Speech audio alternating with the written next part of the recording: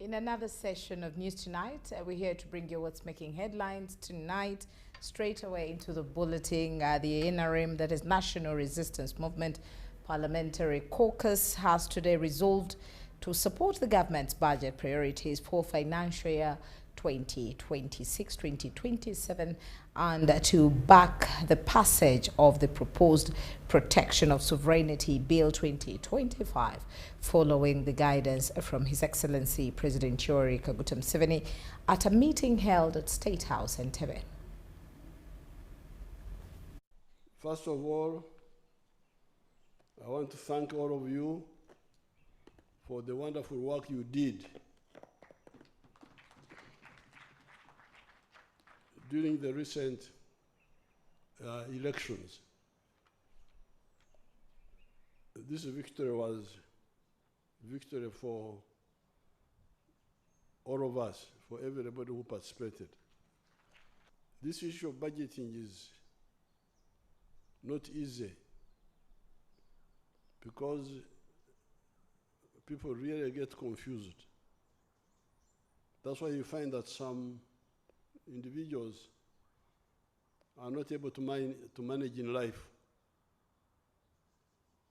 because they are not able to prioritize among priorities. The strategy of how you budget is very crucial. Now, because of those mistakes, we started getting into crisis. By 2005, plus other mistakes, like when the Mugisha Muntu and others blocked my plan of Bujagari. I had negotiated a very good agreement for Bujagari. They blocked it in Parliament. So we didn't have enough electricity. The only electricity we had was the one we had repaired of Owen Falls Dam. The economy was growing, electricity was not growing, electricity supply. So in 2005, we had a crisis of load shedding, you remember. This time I called Parliament in the Statistics House and also Cabinet. Say, please now, I demand that we prioritize the roads and electricity. And the reason I did that was because, and I would want to persuade all of you, that whatever you do, can you identify the factors, the core factors that primarily cause the economy to grow? As I was telling some people a little while ago, there are four things. First of all, peace in the country. Maybe 5. First of all, peace in the country. You must have peace in the country. So that's why we always prioritize the army. Even if we don't have enough money, let's fund the army to be able to defend us.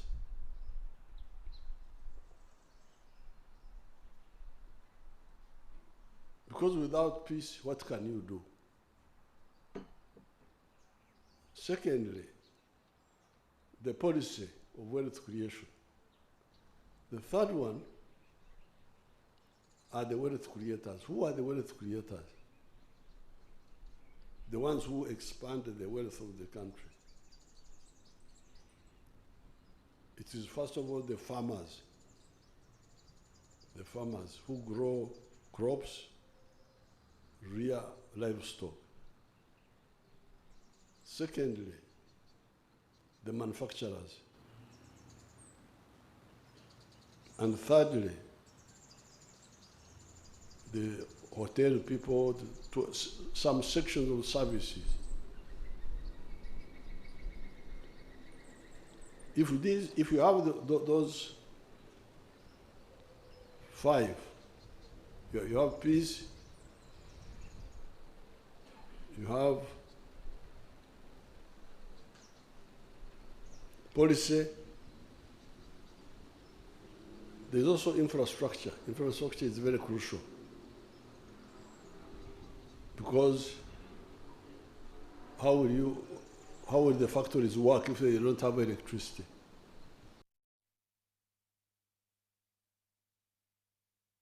Now, Ronald Atwine, the owner of Katamba Human Drug Shop in Ibanda district, has been put in police custody in Mbarara City after he was found in possession of Government of Uganda medical supplies and unclassified drugs at his drug shop.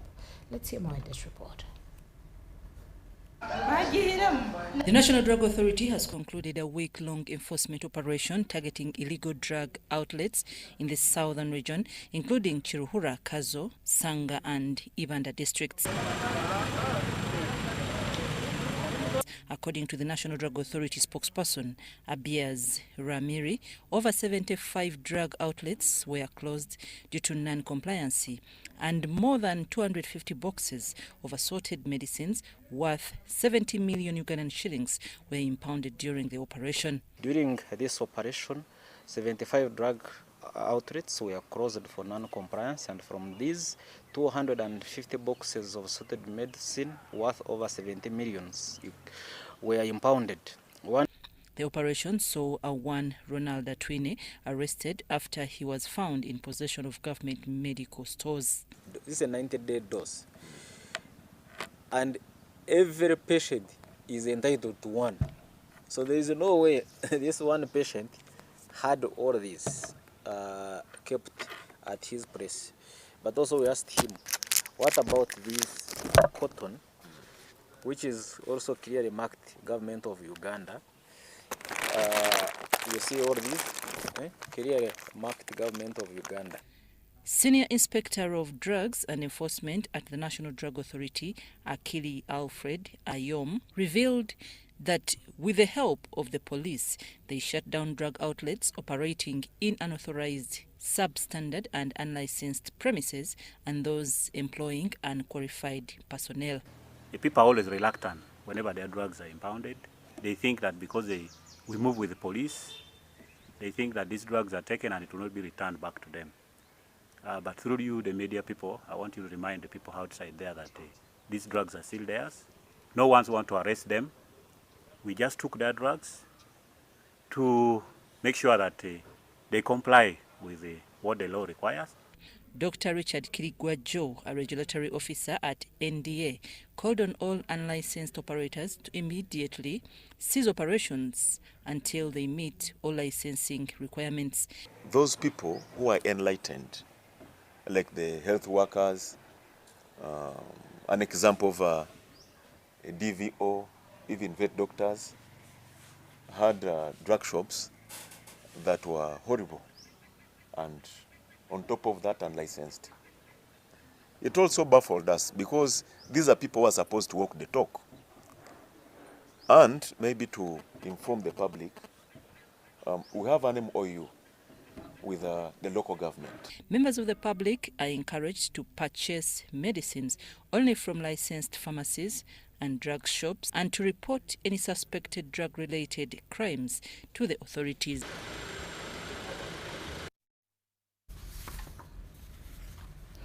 Now, Government of Uganda has pledged $5 billion to support women in construction sector, and of course in recognition of their contribution to the country's economic growth and development.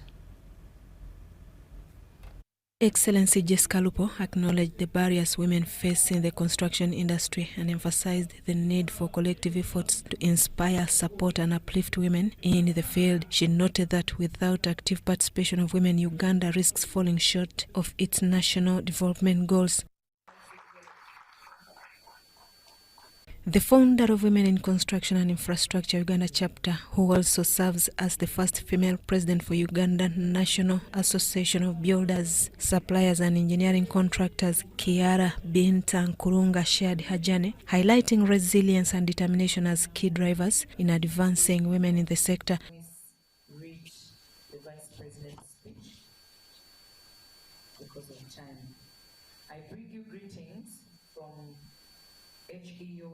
Dr. Museveni, the President of Uganda, and Mama Janet, the First Lady and the Minister of Sports. While the sector continues to expand, the participation of women remains underrepresented.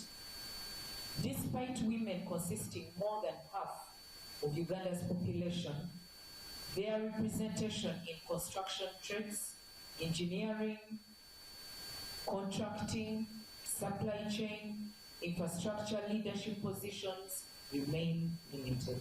She commended government support and called upon unregistered women in the construction to join the association to benefit from collective empowerment. As women in construction and infrastructure, we were very honored to receive their message and encouragement that the government is committed to women empowerment, and especially in construction and infrastructure, as we drive the tenfold increment in our GDP. So today, the Office of the Vice President delivered a message to the women in construction and infrastructure that they are going to put 5 billion shillings in our housing cooperative circle, because as women in construction, we thought that the only kind of cooperative we can make is a housing cooperative, because we have the construction and infrastructure sectors are one of the most strategic drivers of Uganda's economy. As Uganda continues to focus on the tenfold economic growth drive, Uganda's fourth National Development Plan prioritizes industrialization through massive productive infrastructure development. This continues to enhance the local construction capacity and infrastructure. I've got an opportunity to be brought in this symposium for Women in Construction Symposium. This symposium is good. Actually, it is not even good, it is more than good. The YICI, it is very good. I, as a young lady, seeing women in engineering inspires me more. At the event, various stakeholders echoed the call for increased support and inclusion of women in the construction company.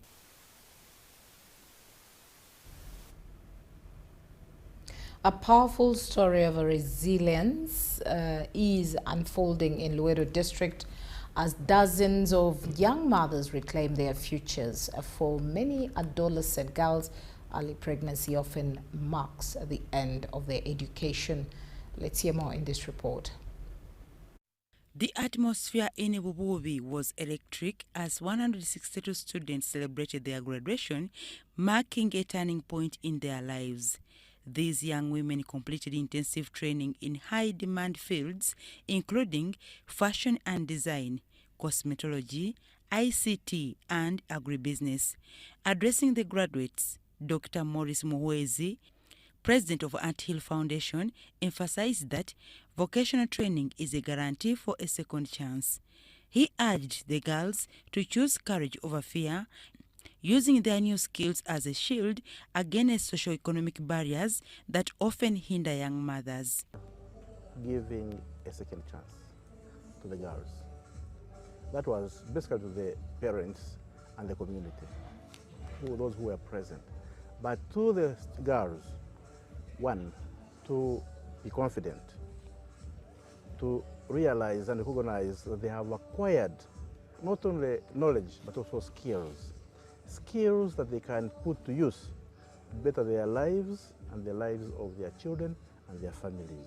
We are looking at practicals and a little bit of theory that the kind of girls that we get, young mothers that we get, some of them left school long time, and we want to instill these practicals into them, not so much theory, and by the time they leave, they're enough to capture the content and meet the world of work.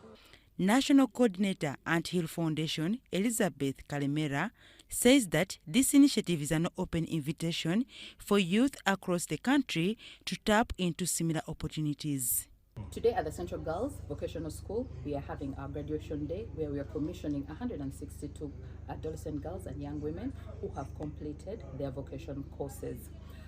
Majority of the girls that have completed these courses today are young mothers, and we find it very important to promote school re-entry because when a girl or when a young mother is not empowered, there's a negative ripple effect runs through her life, her children, and her family. So we are trying to reverse some of the barriers our young generation is facing. Since childhood, I love fashion. My dream was to become a fashion designer. So when I see you putting on a dress, I've been a young mother and I've been having my child at the school. The school has helped me a lot. I've been not stressed or worried about my daughter. I've been having her and they could take care. When she becomes sick, they try their level best to make sure that she becomes fine. And after here, my plans to go outside there, have some experience with some people. After then, I want also to become an empowered girl.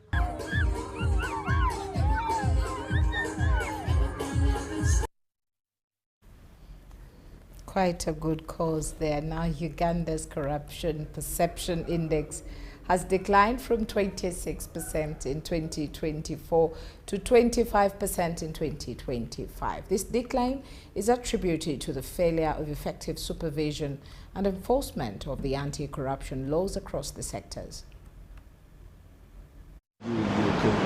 Out of 182 countries worldwide, Rwanda continues to outperform its regional counterparts in the 2025 Corruption Perception Index at a score of 58% due to their non-tolerance. Tanzania is at 40%, Kenya at 30%, and Uganda at a paltry 25%.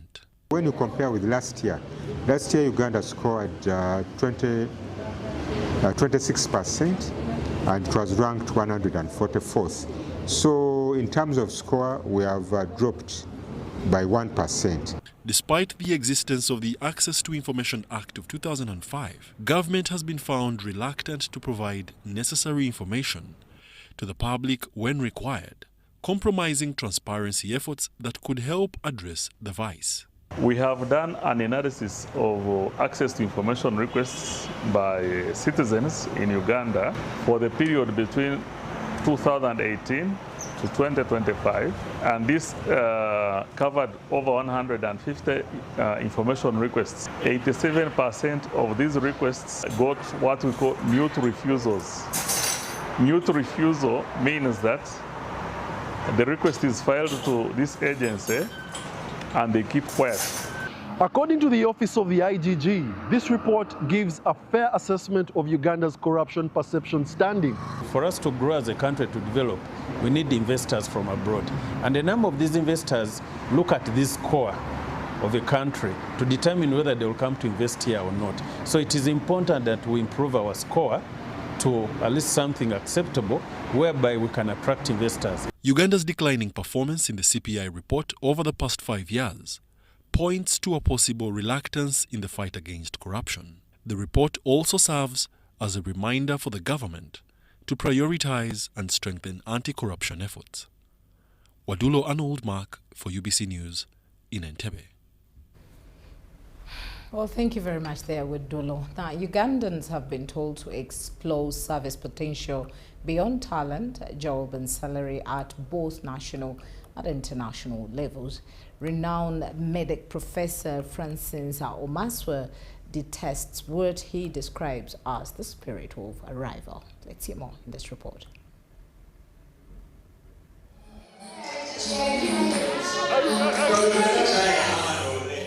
This is how guests arrived at the launch of this new book, We Can Be More. Those that had already read the book had insights to share. In 2005, I was also stationed in Kabale. Then Isingiro was carved out of Mbarara. They said, go and become the first DPs. But now it's a new district. Where do you see it? Where do you start from? So life, whenever there's a new idea which has come in, work towards making it better and actualizing it.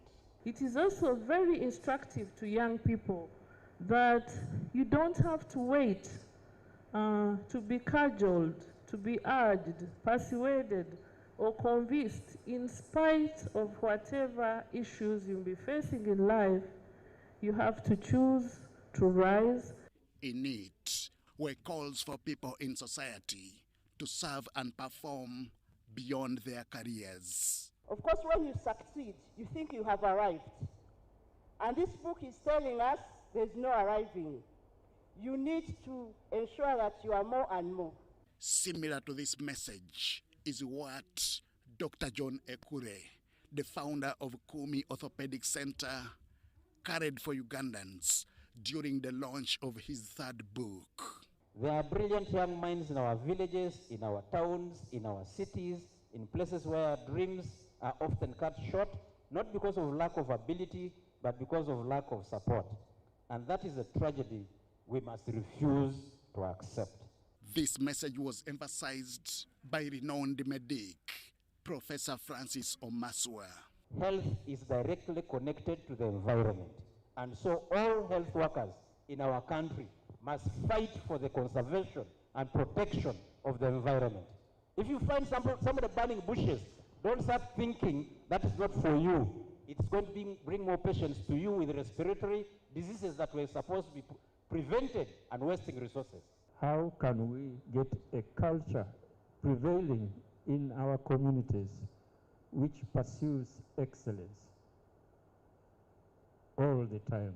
Continuous quality improvement, continuous performance improvement. That is what this book is telling us to do.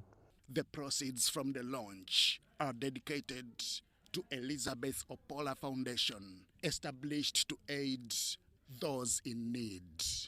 Henry Okrut, UBC. Indeed, we can be more. The government of Uganda is committed to support and improve the only school of psychiatric nursing in the country, located in Butabika. This was revealed by the Minister of State for Higher Education, Dr. J.C. Muyingo. More than 400 students have completed their courses at Butabika School of Psychiatric Nursing. The 7th graduation ceremony was officiated by the State Minister for Higher Education, Dr. John Chrysostom Muyingo. That's a solid group entertaining us. Thank you so much. Thank you, dear. Minister Muyingo assured the public that government, through his ministry, is committed to continue allocating funds to the only institute of its kind in the country in order to reduce the increasing cases of mental health illnesses.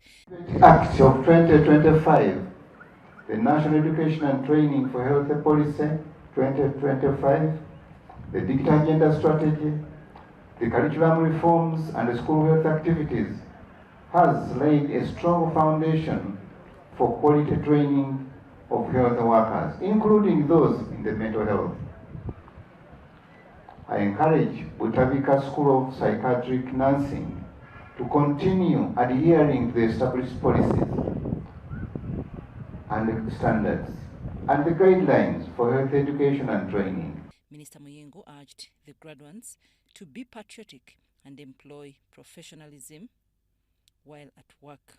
You have been trained in a unique environment at Butabika National Referral Mental Health Hospital, where theory meets practice and compassion meets competence. The close linkage between the school and the hospital has given you invaluable exposure to real-life clinical situations, multidisciplinary care, and the patient-centered approaches that define quality mental health services.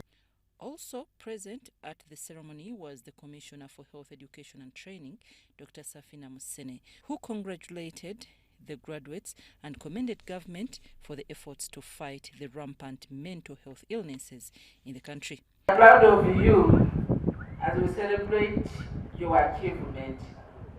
We celebrate every one of you and everybody that has contributed to your success. Leadership of the President of Uganda, His Excellency Kaguta Museveni, the peace and security prevailing in the country continues to contribute to human capital development. It is also my pleasure to congratulate His Excellency, the President of Uganda, Kaguta Museveni, upon being re-elected the President of Uganda. May he long live to see his fruits of prosperity. Before the graduation ceremony, Minister Muyingo, together with officials from the Ministries of Education and Health and various nursing schools, we are given a guided tour of the facility.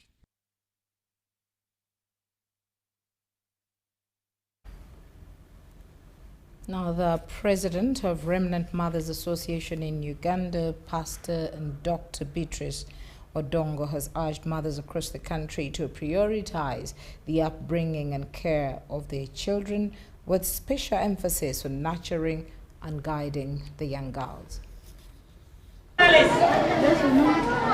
Pastor Beto Odongo explained that each year, Remnant Mothers Global Mission Uganda visits different parts of the country and abroad to advise, comfort and educate girls and women on self-development. And Remnant Mothers, what we do is to empower women physically, spiritually, financially. This time, the team will take the same message to Lango.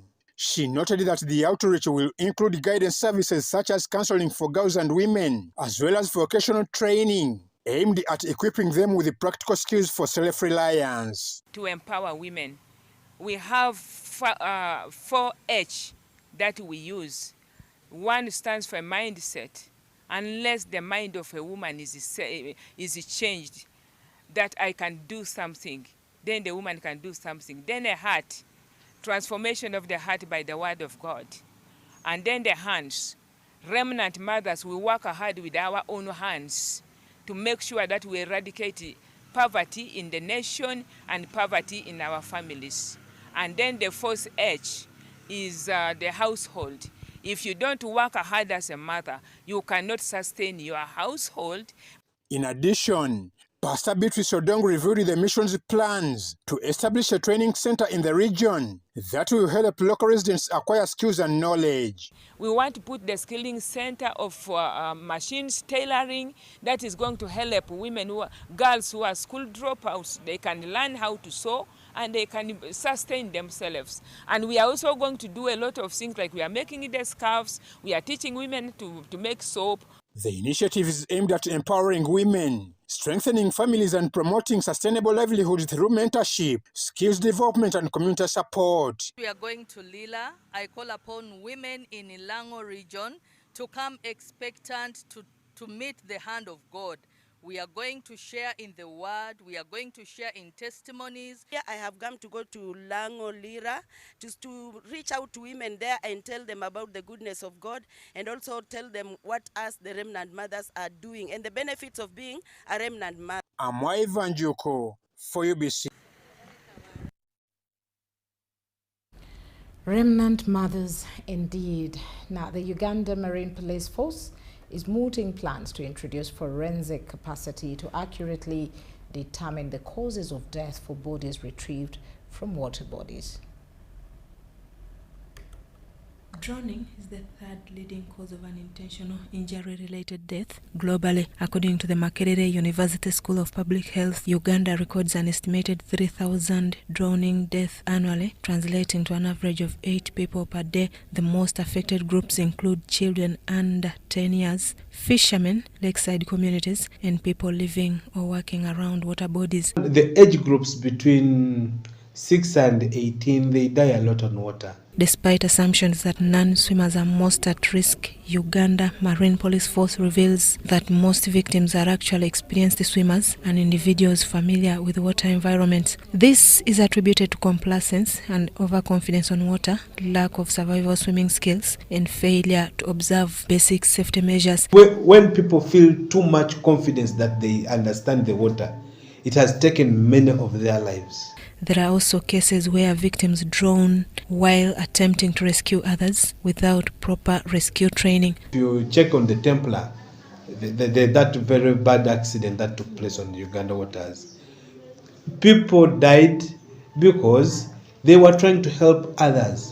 Some drowning incidents go unreported or are not officially recorded due to poor communication networks, fear of legal implications, and cultural practices surrounding the death. For example, cases such as drowning in swimming pools are often handled privately at home and never reported. They don't want to report to police for about one reason is that they are saying it will take the process. You know, the police will come, take to the post-mortem, cut, mortuary, what. They don't want to go through that. Additionally, many bodies discovered on water are often classified as drowning without thorough forensic verification. A gap authorities say sometimes distorts the true scale of drowning in the country. To address this, the Uganda Marine Police Force plans to improve the accuracy of drowning statistics by developing forensic capacity to scientifically determine the exact cause of death for all bodies recovered from water. The initiative aims to ensure that every body retrieved from water undergoes proper forensic examination before conclusions are made. We have not been in that line of, going to the nitty-gritties, maybe to dissect the body, doing the postmortem, to check on the lungs, to check on the what, to be certain that this is a drowning case. Police believe this will not only improve data accuracy, but also strengthen investigation where foul play may be involved. To develop capacity on water that we can do the forensics when we find a dead body, and this is what we are going to do anyway.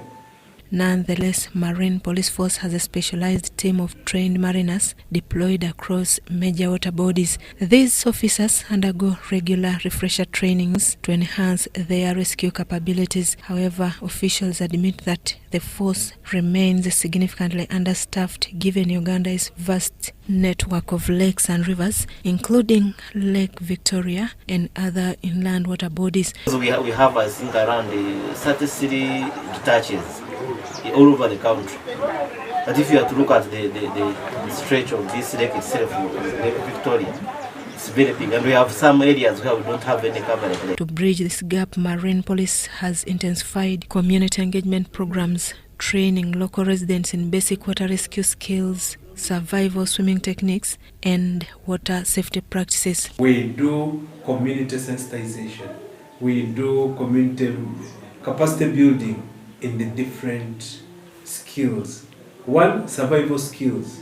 These efforts are complemented by public sensitization campaigns and CPR training sessions aimed at improving immediate response during drowning incidents. Despite these interventions, police acknowledge that even trained personnel are not immune. Several Marine Police Force officers have lost their lives in line of duty due to unpredictable water conditions. When you set off from here to respond to emergency when the waves are a bit calm, then from nowhere weather changes and it becomes rough. Uganda is finalizing a 5-year national drowning prevention strategy spearheaded by the Ministry of Internal Affairs in collaboration with the Marine Police and other stakeholders. Once implemented, the strategy aims to reduce drowning death by at least 25% by 2030, strengthen emergency response systems, and improve prevention measures on water bodies. Key interventions include clear demarcation of water zones, installation of warning signage, including swimming instructors. Uganda will host the International Day for the Prevention of Drowning on 25th July 2026, a move expected to further spotlight the country's efforts in tackling drowning. As authorities push for stronger systems and community involvement, experts emphasize that accurate data, public awareness and safety compliance remain critical in reversing what is increasingly becoming a silent but deadly public health crisis. Susan Naonga reporting for UBC TV. Now, Minister of State for ICT, Joyce Nabosa Sebugwawo, has urged Ugandans to prioritize HIV testing and encouraged parents to educate their children and youth about the dangers of HIV and AIDS.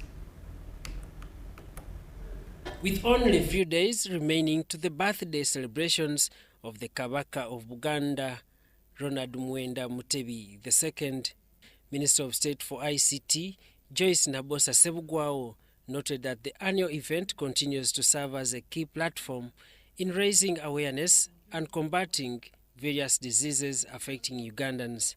His Majesty has created awareness on our biggest health challenges. It started with the fight against hepatitis B, moved on to helping women suffering from fistula, and then focused on creating awareness for sickle cell diseases. This year, all the support will go towards HIV/AIDS awareness. She emphasized that this year's theme, which focuses on HIV/AIDS prevention, should inspire all Ugandans to go for testing and take responsibility for educating younger generations about the risks associated with the disease. It is truly wonderful to see a king dedicate his own birthday celebrations to serving the lives of his people.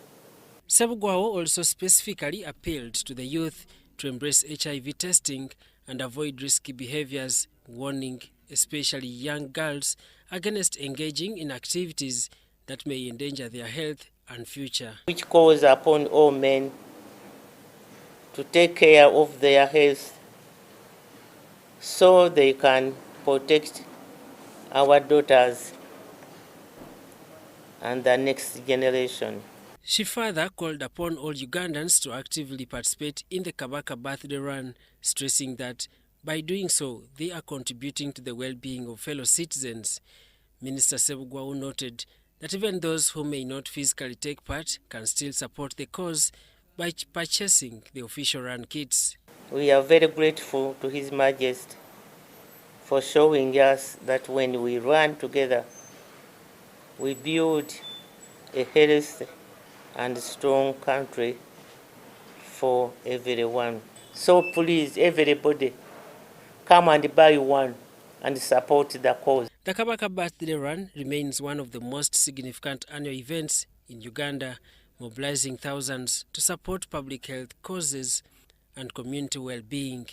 Story compiled by Jamil Sekaja for UBC News.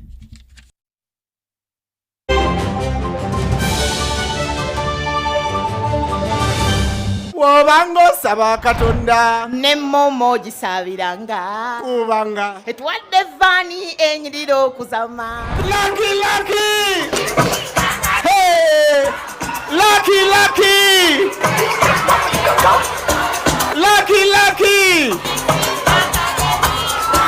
We sat down and asked, what more can we do for the guardians, the parents who take time to pay school fees? Why don't we give them a van?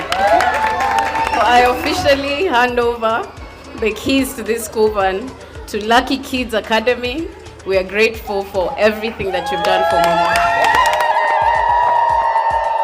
We are just lucky, wallahi. We thank you so much for this hand that you've given us, you've stretched towards Lucky Kids and the rest of the schools. There you go, Lucky Kids Academy here in Boyogere, winning the first van.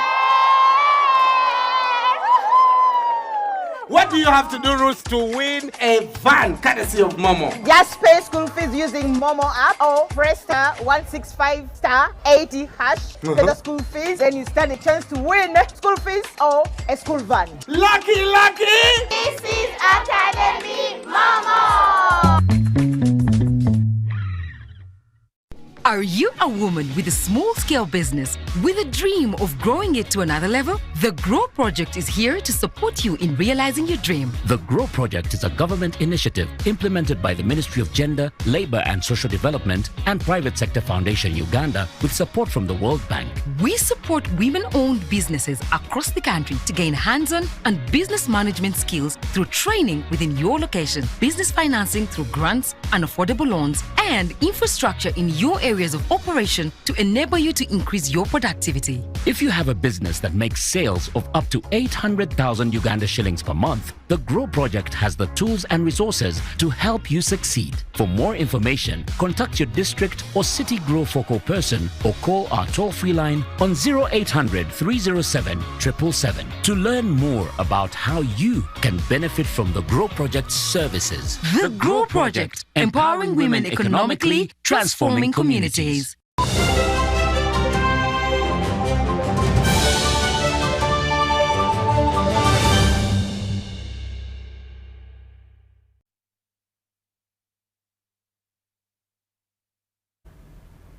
And into another segment, traders in Kampala have lost life savings totaling to a staggering 400 billion Ugandan shillings in an alleged scam involving Sacco Kamokamo. The traders who had trusted the Sacco with their hard-earned money took to the streets demonstrating and demanding justice and the return of their funds. Over 400 traders are protesting after Sacco Kamukamu, where they had deposited their savings, failed to return their money for several years. The traders allege that Sacco leaders embezzled over 400 billion shillings. And to the ministries which are concerned to this, I don't think any Sacco can come out without a license. This Sacco has a license, so these people should come in to help us. When the people try to come back to collect their money, these people are in hiding. On street, Wilson and Benny Chwanuka were shocked when Sacco leaders abruptly shut down operations, leaving them unable to access their savings. They held placards bearing pictures of the Sacco leaders demanding justice.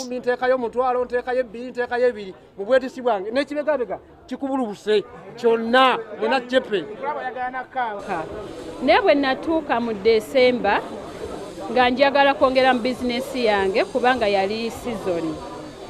Nenziramu nenzibasaba ne bazinnyima. Faruku Lugorobi, one of the traders, says they are suffering after trusting the Sacco leaders with their savings. The traders are appealing to the government to intervene and help them recover their money. Nebwe twamala twatuka mu mwezi gwa 11 omwaka oguwedde twatandika okujja okubanja sente zaffe mu basajja bano abakamukamu. Abaami abo kuva olwo tebatuwanga sente zaffe. Office zino ze mulaba enzigale. In a related incident, traders in G3's buildings also protested against increased rent and electricity bills. They have closed their shops and are demanding government intervention.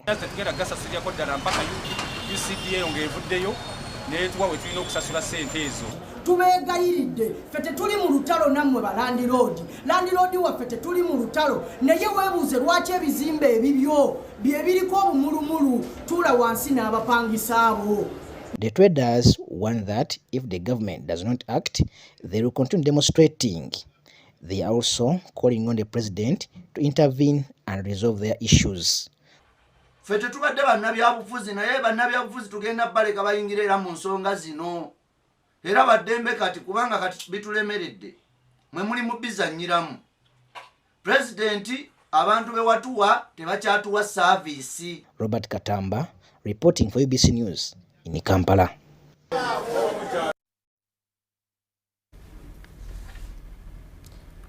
Now, President Yoweri Kaguta Museveni has extended financial support of 300 million shillings to Ugandan mechanics innovating in the production of Formula One style racing cars.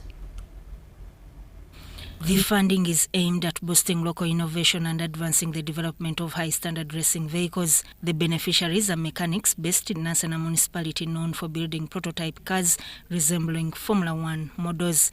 These were recently highlighted through the story of Ugandan mechanic Sheikh Dumba Muhammad Kanyike, who built a racing car inspired by Formula One models and appealed to government for support to scale up production.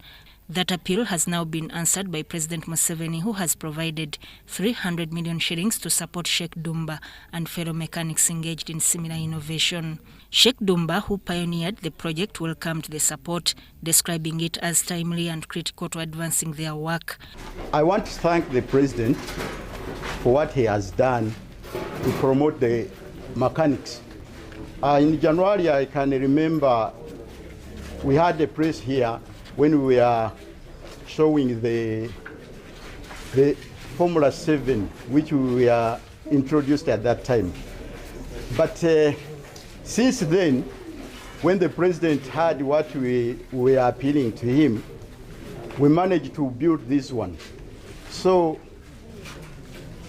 I think it's a great pleasure for us as the mechanics, so far where we have reached. He says the funding will enable them to expand production and improve the quality of locally made racing cars. The funds will benefit mechanics under the Presidential Initiative for Garage Owners and Mechanics, particularly those operating within Nansana Municipality. Haj Hassan Kasasa, the lead of mechanics in Nansana, thanked the President for the support and called for additional assistance, citing the high cost of equipment. Nansana Resident District Commissioner Zimbe Hudson urged mechanics to utilize the funds responsibly for the intended purpose. Meanwhile, Formula One-inspired motorsport is gradually taking shape in Uganda, beginning with entry-level competitions such as Go Kart.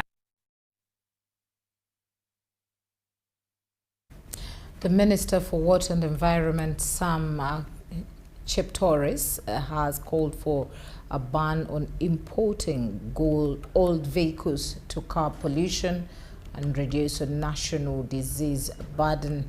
The minister made these remarks at a closing ceremony of the 9th Uganda Water and Environment Week.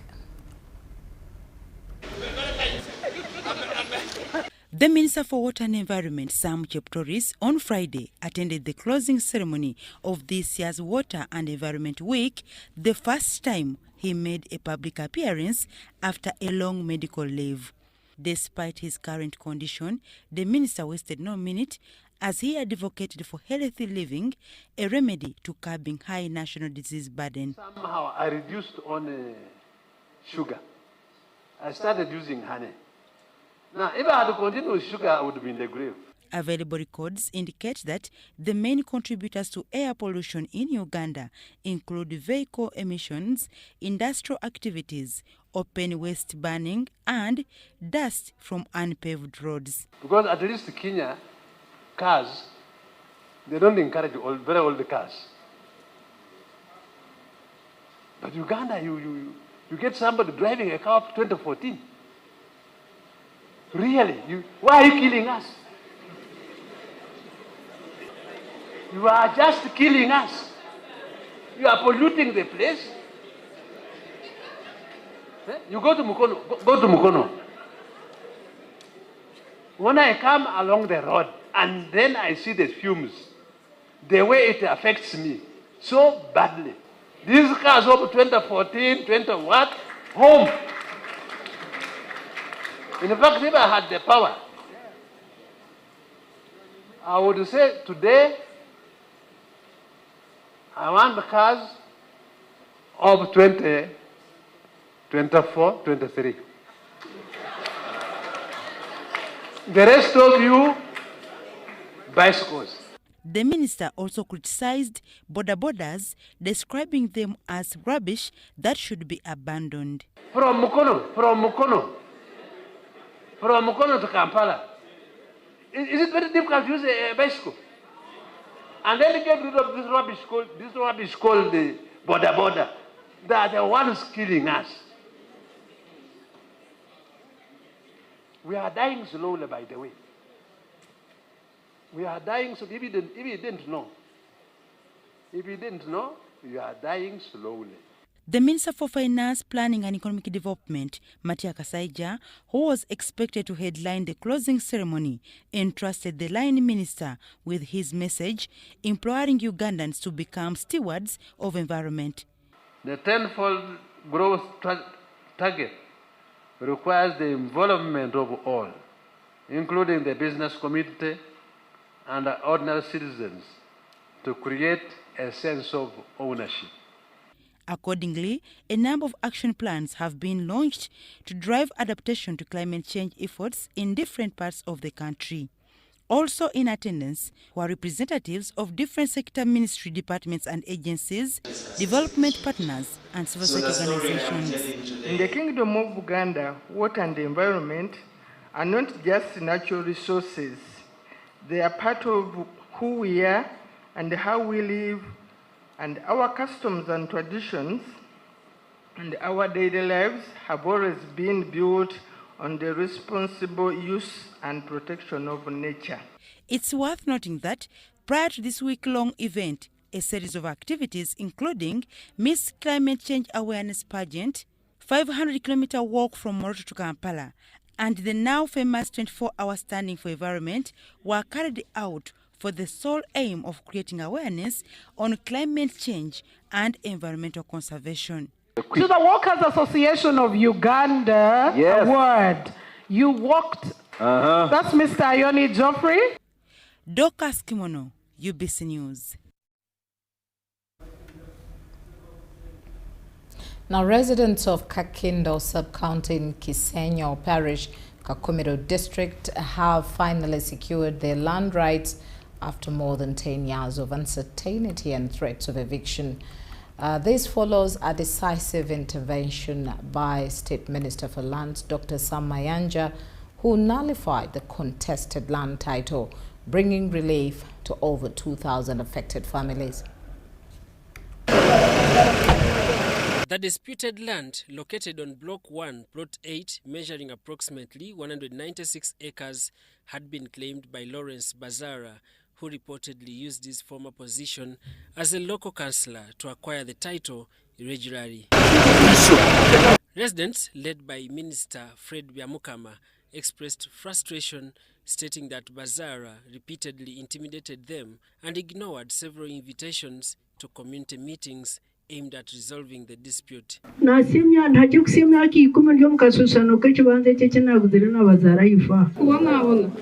omushinja kije yakwate karyanje yariguza omushinja mutuze ko mu office zenjawulo mu Kakumiro ne bajjanga balina ebyapa nga baagala okusengula ebyalo kumpi nga 8. They are old, but they have been testified that these titles, they did sign for them and they did not permit them to get titles on people's land.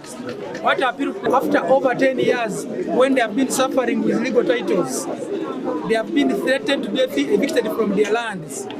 But now today they have got justice. The law has prevailed over, government has helped them by the minister cancelling out these titles. Byamukama explained that Bazara's actions caused years of suffering as residents lived in fear of eviction despite occupying and developing the land for decades. In 2014, the conflict escalated after another individual, Evarist Asimwe, allegedly purchased the same land from Bazara and joined efforts to evict the residents, claiming legal ownership. These titles were fraudulently acquired with the help of political leaders.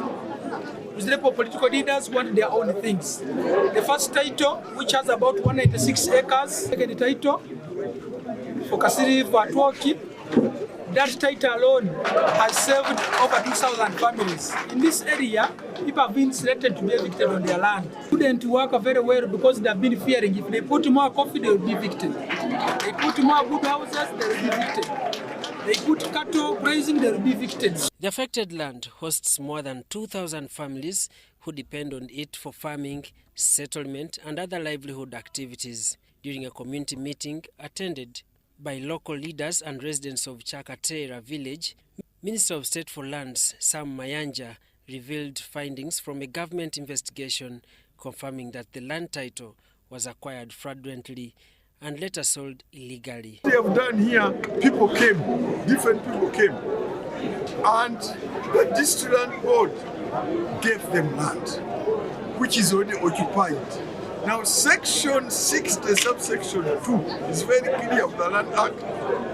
And I always tell people this section did not fall from the sky, from heaven.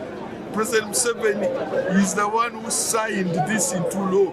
That a transaction which has taken place, but land allocated belong to a Banja holder, that transaction is void. And under section 60, subsection 2, it is void, and the title is cancelable under section 88. Mayanja emphasized that no individual has the authority to evict lawful occupants from land, citing provisions of the Constitution and the Land Act.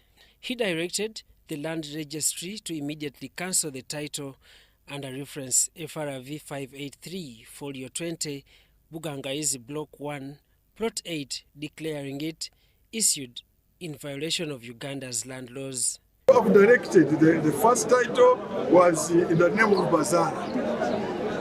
cancelled in accordance with the law. Ito in the name of Kasiri, cancelled in accordance with the law. There's another one in Bazalapsa, cancelled in accordance with the law. There have been about 7 titles, covering over 7+ villages, over thousands and thousands of inhabitants. So all these titles are cancelled, land reverts to the District Land Board, and the Ibanja orders sitting will now proceed to apply in accordance with the law and get titles on their behalf. Minister Mayanja further instructed authorities to facilitate the process of granting legal land ownership documents to the residents. Additionally, Mayanja ordered the resident district commissioner and district police commander to ensure security for all residents in line with the Constitution and the presidential directives issued in 2013 and 2022, respectively. Directed, because there have been complaints about Emuzo, Kibale, but I've directed that is to put everything aside, or just allocate 2 days at least to handling the land here. The cancellation of another controversial title linked to former State Minister Baltazar Kasiri Vatuochi also sparked excitement among residents. I think he already said that to me. But you know, he abused the trust which was put in him, and the law must catch up with him. And in any case, the title has been cancelled. Now, here. In a jubilant atmosphere, residents celebrated the development with songs and dances, expressing gratitude for what they described as a long-awaited victory. Story compiled by Jamil Sekaja for UBC News.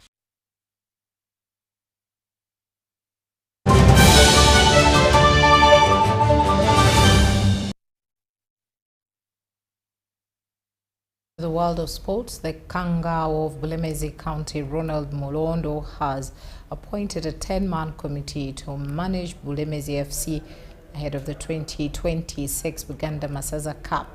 The committee was launched at Bulemezi County headquarters in Boa, where Molondo said that the early appointment will give members enough time to prepare. The Kangao of Bulemezi County urged the committee to uphold the county's strong football tradition and winning spirit. Upon all the people in our county to support the committee that has been launched today, to give them financial support, moral support, to give them advice, as well as giving them total support in seeing that we become victorious in 2026 and our pride as a county comes back to its reigns as it has been before. New patron Frank Mutalaga pledged full support to ensure the team lifts this year's trophy, noting that victory would honor the legacy of devoted fan Lydia Nachijoba, who passed away in January. Totally agree, and I believe this time Bulemezi is going to be fire. And I call upon all the Bulemezi residents to support their team, because now it's going to be a different team this time.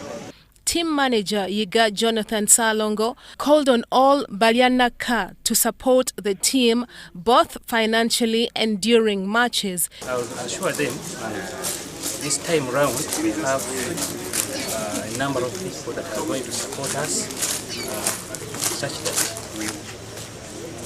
we prosper. Chief Fan Bunya Patrick and other supporters also rallied residents to back the team home and away.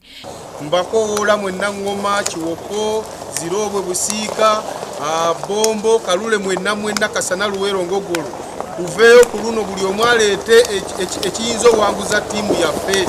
Head coach Sekamate Leo promised entertaining football and success in the tournament. The Bulemezi as a fan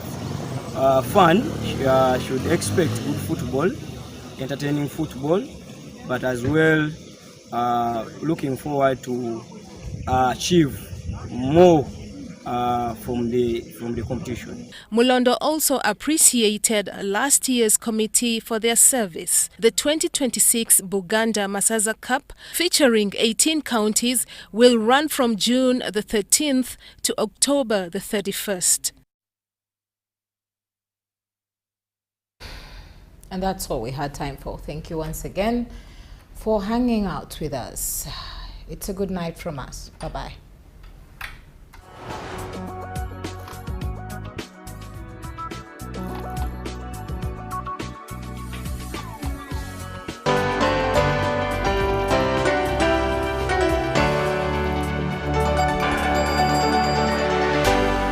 UBC, inspiring Uganda. Exercise can't be sustained. Eating can't be stopped.